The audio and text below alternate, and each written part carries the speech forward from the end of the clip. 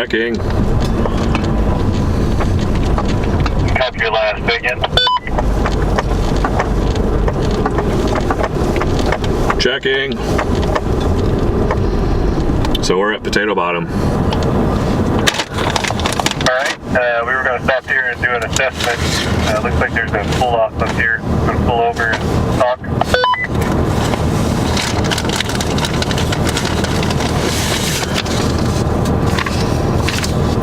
That's not what I wanted. Where'd my map go?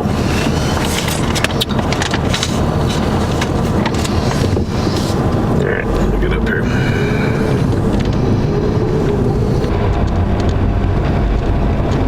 So we had a little talk at Potato Bottom. Sorry I didn't record it. We know that from the bikers, they said that there's a huge group of people coming this way from Murphy Hogback, which is quite a ways away. I don't know if, like, how to gauge when they might get to us. So that's one factor. We don't want people like riding our ass like yesterday, especially on the really tippy parts and the really narrow shelf roads. Another factor is we want to make sure we get back to camp at a reasonable hour. So we got 2 long days of driving. We want to enjoy today, but we also want to be a little bit conservative there. And also at our campsite, there's that optional side trail that goes into, I forgot the name of it. There's a canyon, another section of the canyon where we were originally, Taylor Canyon. So that was where we were originally going to camp. So if we get back and we have hordes of time, we might just go explore that trail just a little bit. So rather than just digging further on the White Rim Trail, you know, and another factor is obviously we talked about this already. We're not doing the whole thing this trip. We know we'll be back, so you know, we don't feel like, oh man, we got to do as much as we can. You know, we've gotten to do some really enjoyable parts. We got to do Hard Scrabble, one of the 2 most challenging parts. And get some confidence there for when we come back. So, you know, it's a good trip. There's no reason not to start heading back towards camp. We know we're going to stop for lunch, just try to enjoy the middle of the day, that kind of stuff. So, a lot of different factors there.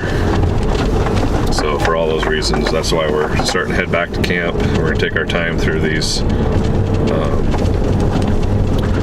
some of these points where it was a little dodgy. Plus we're going a different direction now. We're going up where we were going down and vice versa. So it might be a little different because we're going a different direction. I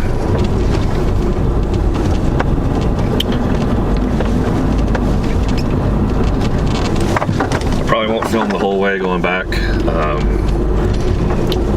But I will try to turn it on when we get to points like this. And I just remembered I did not set my clinometer because I was looking at Gaia. So when we get up here to a stopping point, I'll try to get where I'm relatively level and make sure it's set, which is probably right here.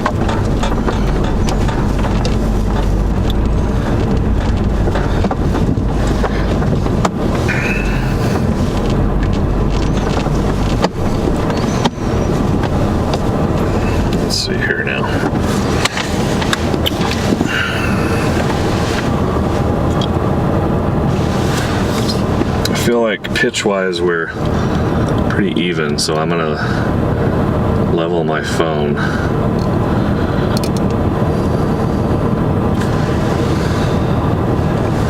Yeah, that's gonna have to be good enough for now. We have another stopping point up there. I'll take another look. So I'll try to read out the pitch and the roll angles as we go through some of the steeper parts in the off-camber areas. Just for those keeping score.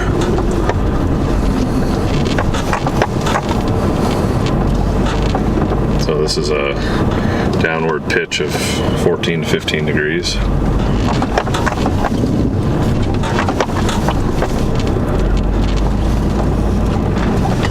Got a left roll about 8 to 10 degrees. It kind of bounces around, so it's hard to tell.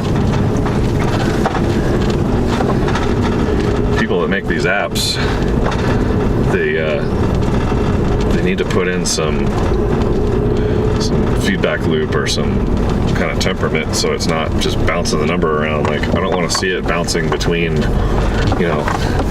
and 13 at like 60 frames per second. I think I'd rather it kind of take a moving average over the last half second, or maybe even second, just so it's a little smoother looking and a little bit easier to read. Because if it's bouncing between like 10 and 13, I don't know, should I take the average? Should I take the biggest number? I realize they're just going off of raw data from the phone's sensors, but it makes it a little bit weird. Oh shit. We got an oncoming vehicle, so I'm gonna dip over here. I was trying to tell you, man, we got a vehicle.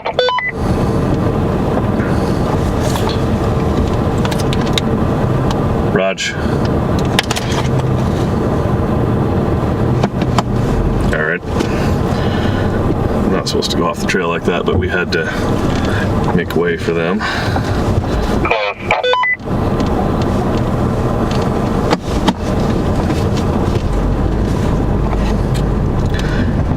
Yeah, I just didn't hear any of your comms, so I guess I was around the corner.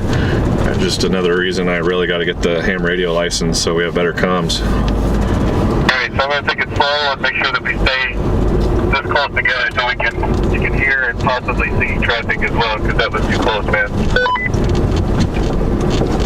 Copy that.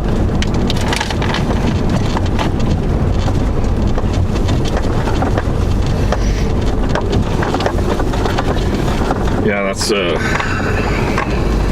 thing. I'm just kind of trying to not jinx myself, but we didn't have hardly any traffic coming out here, but I would imagine as the day goes on, the chances of us running into people is going to increase. So hopefully it's at opportune times when we're not trying to back up on some crazy rough shelf road. But thank God for backup cameras at least, right? Imagine doing it before those were around.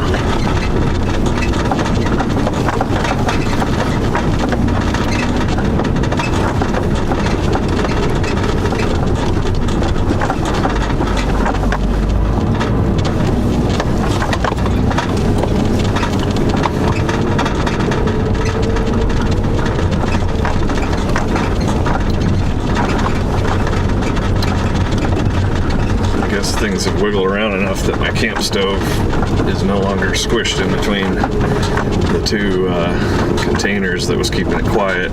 So we might get some squiggles from it until I can get back there and fix it up.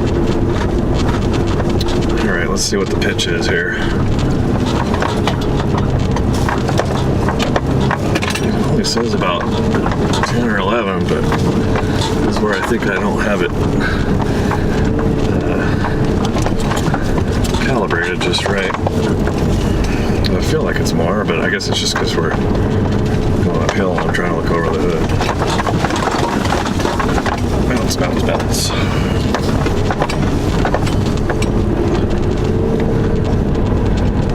I really should figure out a way to tie everything down. It never really dawns on me when we're at a campsite. Hey, and heads up, there's a biker coming down the trail above you. He's got at least one switchback to get to you. Copy that. Thanks for the heads up.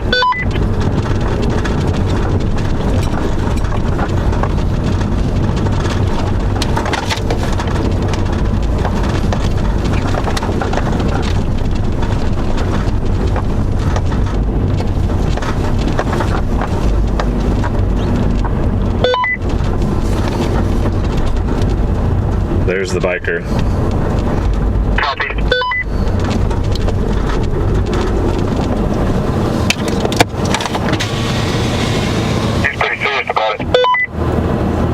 Any others?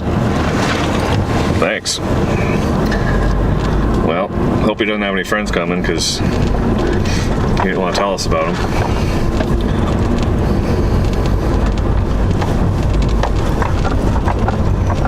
All right. We've made it back here.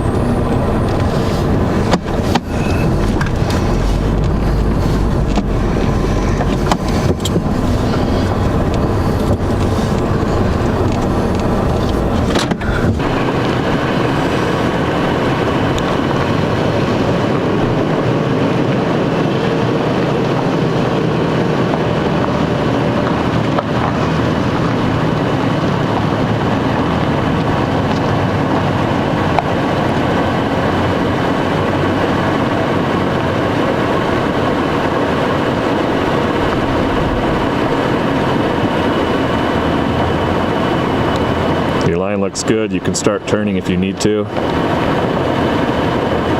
You have at least a foot between. Yep, you're cleared, you're good. Nice turn. Well done. I'm on my way. All right, my turn.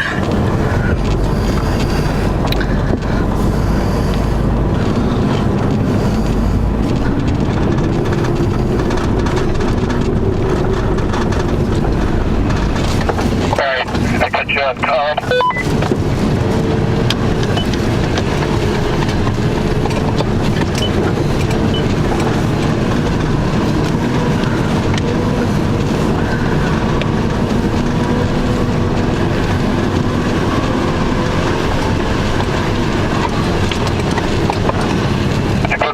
That's a good line. You're still wide. Good line. Keep going. Keep the momentum going. There you go. Good. You've got plenty of clearance over here. Multiple feet. Keep going. Good. Nice. Nice job. Thank you, sir.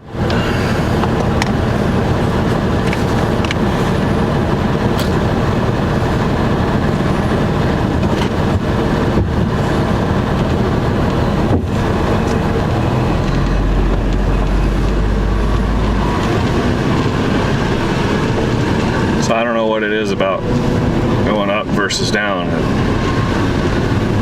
It was a little harder, like, to see the line, so we spotted each other using the radios to see the rock over there, because we both didn't think we had clearance to drive over the rock.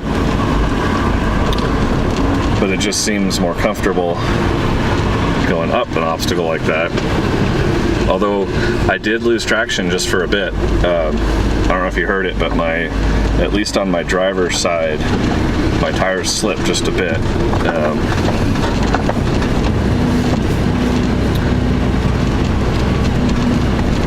There's that balance of going slow to maintain traction versus keeping your momentum so that you can make it past the slipperiest parts. I'm still learning all that, how to judge it. I have it in 4-low with multi-terrain. I guess I could put it to sand and dirt now. I had it on loose rock. To the passenger on that one, there's a big dip just as you make the hard turn. Raj.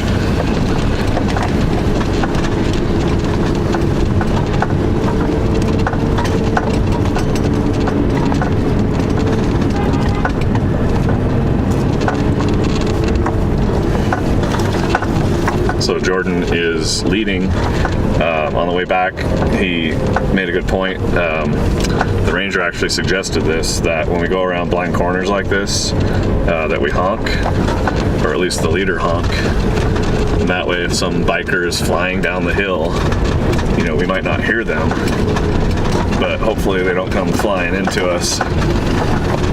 Ultimately, it's each person's responsibility to control their... Yeah, the bad is coming down it. to control their speed and be safe. So like that guy that was flying down, I mean, more power to him. I think that's cool, but you know, if he had met us on one of those blind corners, like ultimately that's his fault if he were to smack into us, as far as I'm concerned.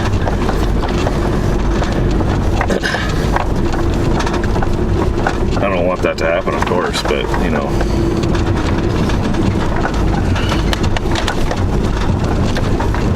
And what was your last? I said that was not nearly as bad as when we went down it. Yeah, I'm just sitting here rambling to the video. I was just saying how for some reason it was easier going up.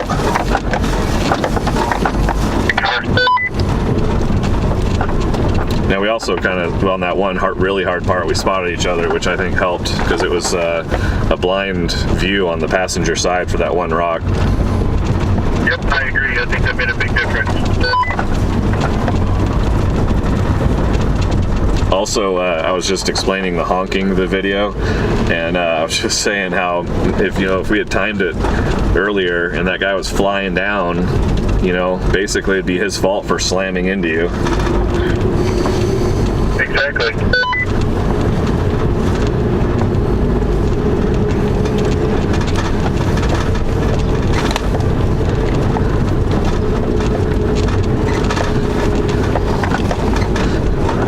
And I tried to look at the inclinometer, or clinometer, I don't know what the right word is, for the angle, for the roll angle on the way up, because it felt so much more, I mean, maybe my line was different, but it felt so much more tippy on the way down.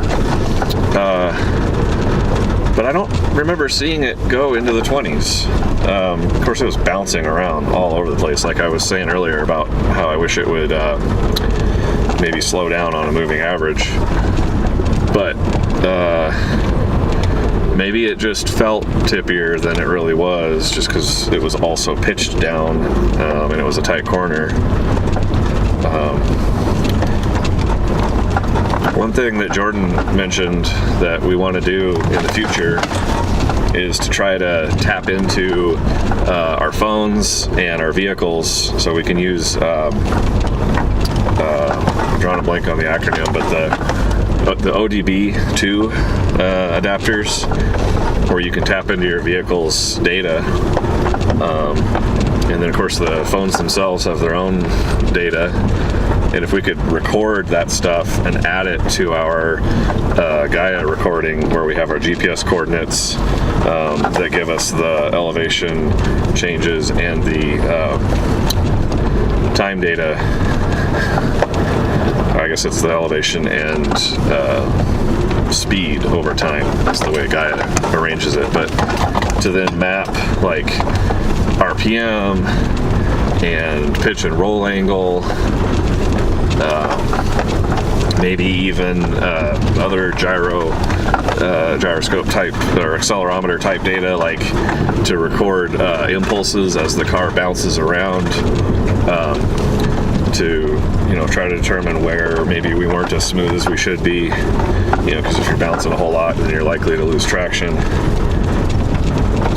So if something exists for that, that would be awesome. But otherwise, we're thinking about figuring out how we could build such a tool. I think it'd be really interesting to record all that data and then try to analyze it later.